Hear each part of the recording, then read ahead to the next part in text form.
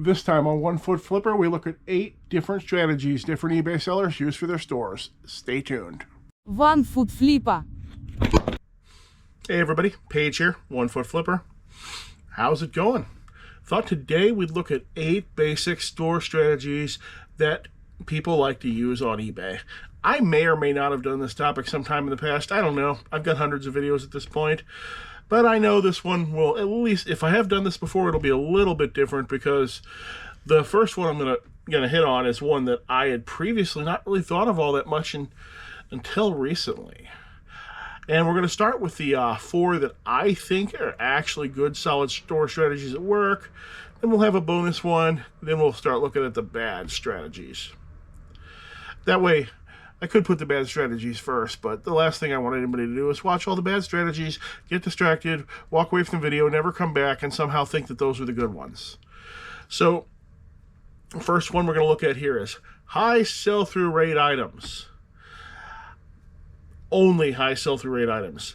This has recently been championed by J-Ride Flips, Jake. And he's been concentrating on items with a sell-through rate of less than 3 months. Now, Jake in his videos is usually going to express that as a percentage over 100, such as 132, 185%. But I always calculate the sell-through rates in months just to avoid any confusion, because some people who calculate in percentages are basing that on percentage sell-through rate per month or per year. So I just don't want any confusion. So I'm always going to list it in months. But J-Ride's method is sell-through rate quicker than 3 months. And once you have these high sell-through rate items, you can just price them really anywhere in the usual market price, and they should move. Definitely. Now, some pros to this method is that you know this stuff can move, and it will move. And you're going to make a lot of money with this method. Cons, though, you need a high level of knowledge to spot these items, or you're going to have to comp everything you look at. And you might have a hard time finding these items locally. If you live in a small town with no thrift store and all you're going to is garage sales, you might never find these items.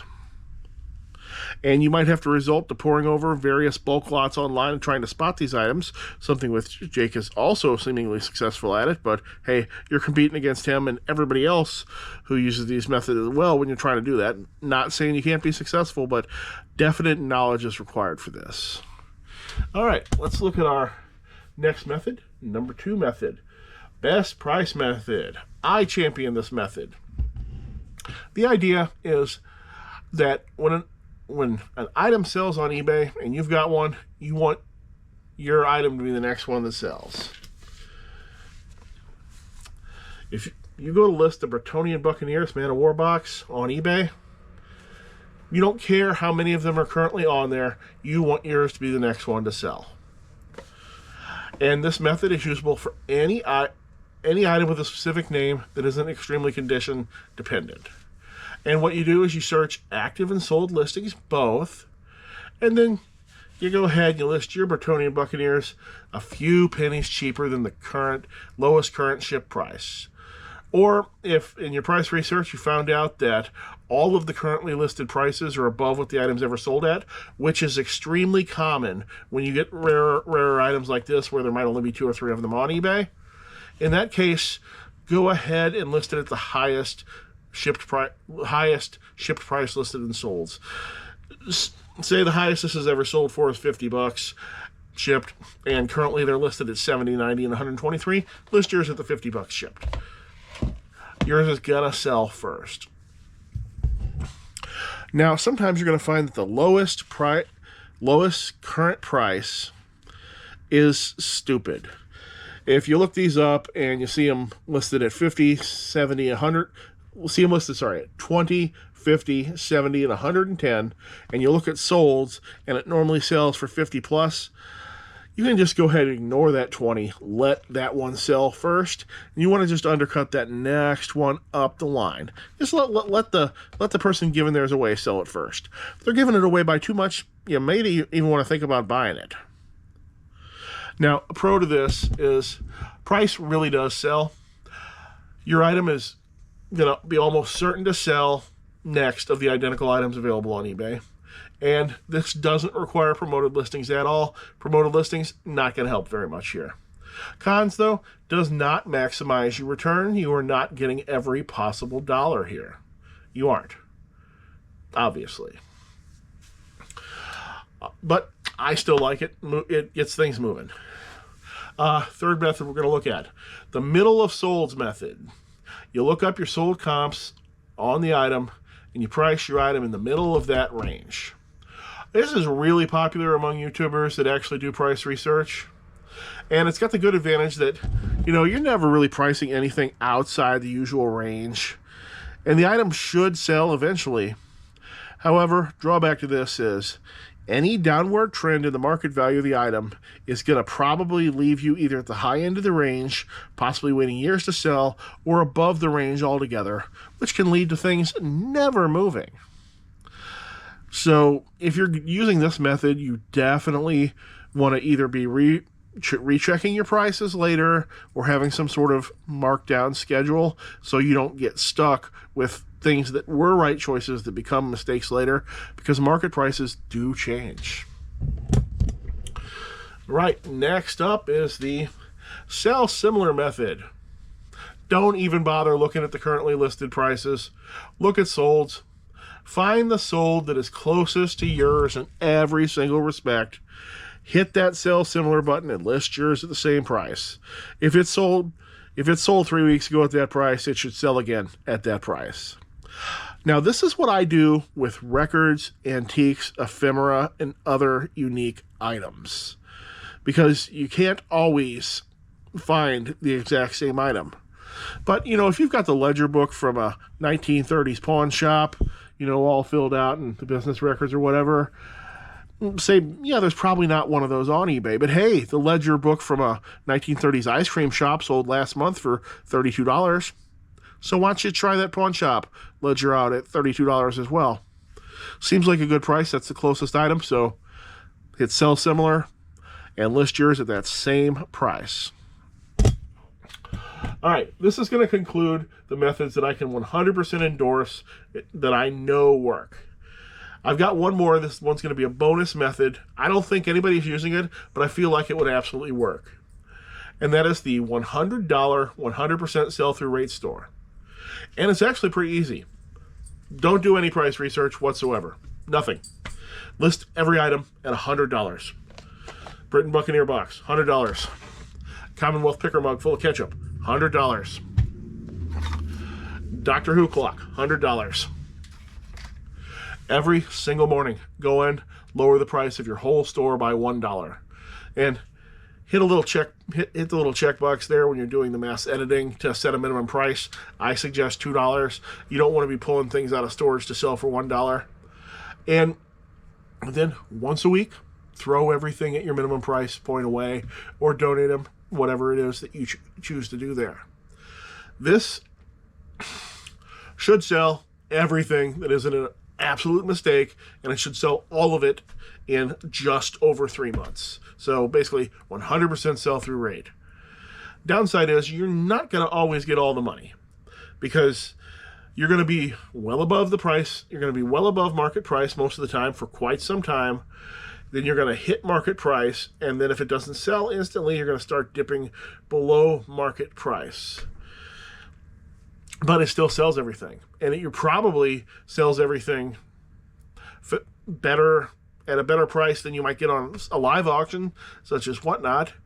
And you're not waiting years. It's not selling the same day like Whatnot, but it's not sitting around in your store for years either. So something to consider. I would love for somebody to actually try this method out. I will link to all your videos and endorse you if you do it.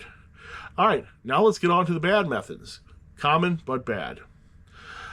Next one up is the middle of the listeds method. If you're using this method, you're going to look up your listed item, look up listed items of your same item, price yours right in the middle. If this is listed at $50, $70, $150, if you're using this method, you'd list it at $75.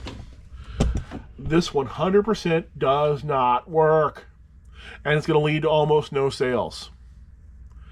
Now, the people who do this, though, they also tend to use promoted listings highly, and they'll run frequent sales, which will result in items selling from time to time anyway, and sometimes lightning will strike or they'll have the only one. But I wouldn't suggest that anyone do this ever.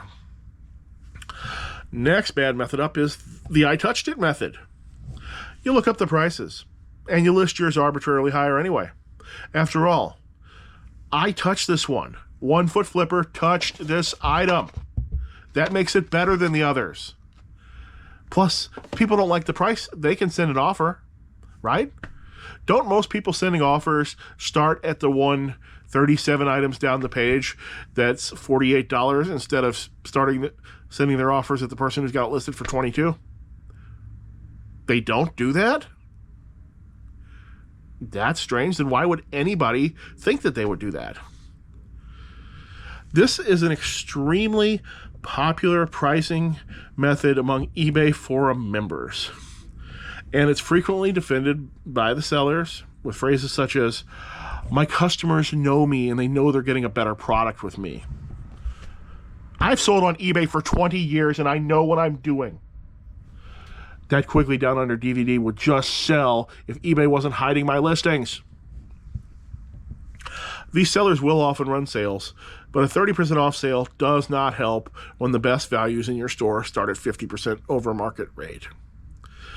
One of the easiest ways to tell if you're an I touched it seller, and especially if you're a specialist, if you specialize in Louisiana Cowboy Rodeo, go ahead, see what your average listed price is, and then go look on eBay and see what the average listed price for a Louisiana Cowboy Rodeo item is. Is your average price well above the average price listed on eBay? If so, you're probably an I touched it seller, because there's no way in a weird niche like that your items are somehow better than the rest of them out there. Not happening. You touched every single one you could find. You weren't leaving any of them behind, and you know it. So, on to the next one. Next one is, what does everything cost? Everything is the same price. You can spot these stores a mile away. They will have 3 to 6 preferred price points and price everything less than around $100 will be at one of those price points. Also, another one I've seen very commonly among eBay forum members and people who have asked me to do store reviews. They'll have, things are $11.99, then they're then it jumps to $18.99 to $27.99 to $39 to $56, whatever, these arbitrary price points, and there'll be almost nothing priced in between them. I sometimes see streaks of this on various YouTubers' channels as well. I haven't actually seen any YouTubers who full-on do this method, but I will see YouTubers who do this method for certain things. I've looked at people's stores and seen that every darn PlayStation game was $13. And that's not how it works. Or every hat is $17. Or so on. And the stores employing these tactics inevitably rot, adding 10 items to the store for every one they sell. Next method, and I think is the most popular method on eBay, is the I guess everything method.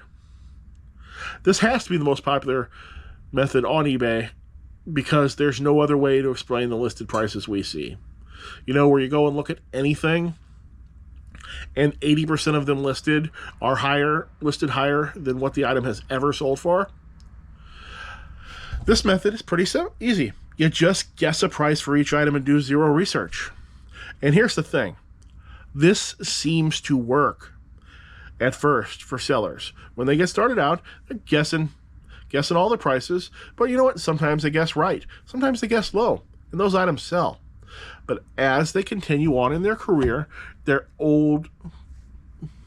mistakes, the items that they guessed high on, become an increasingly larger amount of their store. Before you know it, they've got 1,000, 2,000, 20,000 items in their store, and they're all overpriced. Every single one of them. Okay, that was my last major category here, but there's also a sub-method that I see a lot.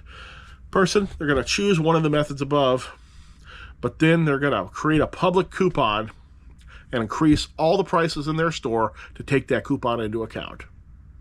This is the single biggest mistake you can make to an otherwise good eBay store possible. And it makes me sad that I've seen YouTubers who I love and respect either do this in the past or some who are still doing it. Here's the thing. Most customers are not going to notice or use the coupon or promotion that is right in front of their face. You know how I can tell you this? My card store is on sale right now. Buy one, get one free. All 11,000 items. 90% of the orders I'm getting are for one item. I'm also getting people who will order 2 items in separate transactions. And there's no message to say, oh, I thought it was buy one, get one free. Nothing. They don't see it at all. And when you price your store based around the idea that the customer is going to use the coupon, you bury your store in search results. You're not coming up at the top like you would be if they use a 30% off coupon saying, oh yeah, Billy's got the Man of War box for $40. Everybody else is $50. We're going to buy Billy's. No, Billy comes up on page 2 because he comes up at $65 before the coupon, and nobody ever sees Billy's Man of War box, and it never sells. This is the worst thing you can do to your store. Now, all of these methods can be improved by some sort of regular markdown schedule. I generally do a 3% per month markdown schedule. You usually ending my items on the day they're going to end anyway and selling similar at 3% less. Or I do 10% when I'm specifically trying to clear space. Doesn't matter what the markdown schedule is, just that it exists, because that markdown schedule is going to help fix your mistakes, and it's going to help the areas in which the market prices of your items drifted downwards after you listed them. It will help you catch up to that and otherwise wipe out all sorts of other errors without you actually having to go in and manually reprice everything all the time, which can be a pain. And also, if too many people are manually pricing constantly, it actually can lead to things that happen on Amazon where books will go from $100 to suddenly being free because 2 algorithms will keep pricing each other a penny under until it gets down to nothingness. So we don't want that either. All right, if you know anybody who prices things down to nothingness, why don't you tell them about this channel? Love to have the subs. Hope to see you again soon.